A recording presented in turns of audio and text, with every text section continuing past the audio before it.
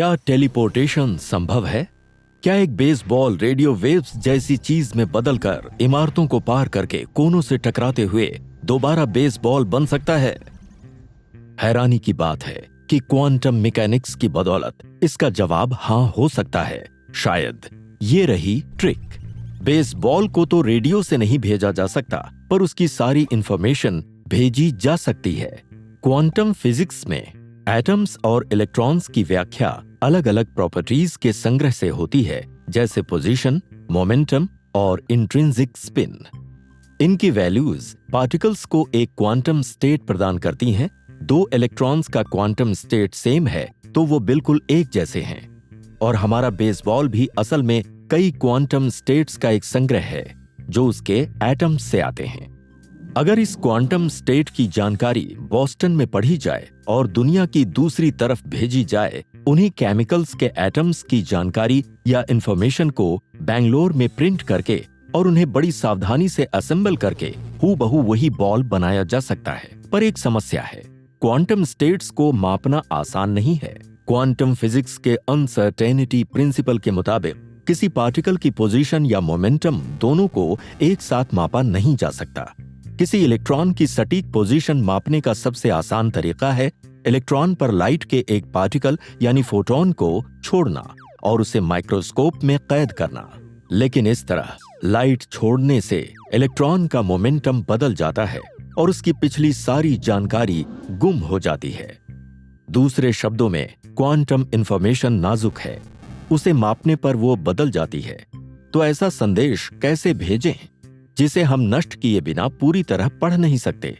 इसका जवाब मिल सकता है क्वांटम इंटेंगलमेंट नाम की एक अजीबो-गरीब घटना में। एंटेंगलमेंट क्वांटम फिजिक्स के शुरुआती दौर की एक पुरानी पहेली है जो आज भी पूरी तरह समझ नहीं आई है। अगर दो इलेक्ट्रॉन्स के स्पिन एंटेंगल्ड हों तो वो लंबी दूरी तक असर डालेंगे। पहले इलेक्ट्रॉन का स्पिन मापने से दूसरे इलेक्ट्रॉन के स्पिन का पता चलता है, चाहे दोनों पार्टिकल्स 1 मील दूर हों या 1 लाइट ईयर दूर हों। किसी तरह पहले इलेक्ट्रॉन के क्वांटम स्टेट की जानकारी यानी 1 क्यूबिट जितना डेटा बिना कोई जानकारी भेजे उसके जोड़ीदार पर असर डालता है। आइंस्टाइन और उनके सहयोगियों ने इसे नाम दिया spooky action at a distance. भले ही ऐसा प्रतीत होता हो कि दो पार्टिकल्स के बीच की एंटेंगलमेंट लंबी दूरी तक 1 क्यूबिट को तुरंत ट्रांसफर कर सकती है, पर एक समस्या है। एंटेंगलमेंट के समय दोनों पार्टिकल्स एक दूसरे के साथ होने चाहिए। उसके बाद किसी एक को कहीं दूर भेजा जा सकता है। क्वांटम एंटेंगलमेंट अपने आप में टेलीपोर्टेशन नहीं है। टेलीपोर्टेशन पूरी करने के लिए दूसरी जगह पर एक डिजिटल संदेश की जरूरत होगी जो क्यूबिट की व्याख्या कर सके। 2 बिट का डेटा जो पहले पार्टिकल को माप कर मिला था, इन डिजिटल बिट्स को पुराने माध्यमों से भेजना होगा जो लाइट की स्पीड से तेज नहीं है, जैसे रेडियो, माइक्रोवेव्स या शायद फाइब्रो ऑप्टिक्स। किसी पार्टिकल के डिजिटल मैसेज के लिए उसे मापने पर उसकी क्वांटम जानकारी नष्ट हो जाती है, यानी बेसबॉल को बोस्टन से गायब होना पड़ेगा, वरना वो बेंगलुरु नहीं पहुंच पाएगा। फिर अनसर्टेनिटी प्रिंसिपल से बेसबॉल की जानकारी 2 शहरों के बीच पूरी की पूरी ट्रांसफर होगी, पीछे कुछ नहीं बचेगा। तो हम इन चीजों को टेलीपोर्ट कर सकते हैं और लोगों को भी, पर फिलहाल ऐसा संभव नहीं लगता कि हम बड़ी चीजों के अरबों खरबों या उससे भी ज्यादा पार्टिकल्स के क्वांटम स्टेट्स माप कर उन्हें कहीं दोबारा बना सकें। इसमें लगने वाली जटिलता और ऊर्जा हमारी सोच से परे है। फिलहाल हम एक इलेक्ट्रॉन या एक एटम टेलीपोर्ट कर सकते हैं जो भविष्य के क्वांटम कंप्यूटर की डेटा इंक्रिप्शन में काम आएंगे। क्वांटम टेलीपोर्टेशन में एक हल्का फिलोसॉफिकल पहलू भी है।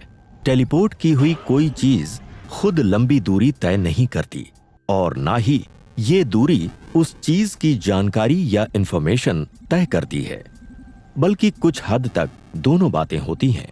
क्वांटम फिजिक्स के मुताबिक हमारे ब्रह्मांड में मौजूद हर चीज असल में नाजुक जानकारी का एक संग्रह है और क्वांटम टेलीपोर्टेशन इसी नाजुकता पर असर डालकर काम करेगा। मायूस ना हो, सिर्फ 1 सदी में इंसान की काबिलियत एटॉमिक स्तर पर इलेक्ट्रॉन्स के बर्ताव को समझने से लेकर उन्हें कमरे के एक कोने से दूसरे तक टेलीपोर्ट करने तक बढ़ी है। इस तकनीक में महारत हासिल करके हमारे हाथ अगले 1000 या 10,000 सालों में ना जाने क्या लगेगा, ये तो समय ही बताएगा। इन वीडियोस के जरिए सीखते रहें और हमें सब्सक्राइब करना ना भूलें। कुछ नया सीखने का मौका कभी ना गंवाएं।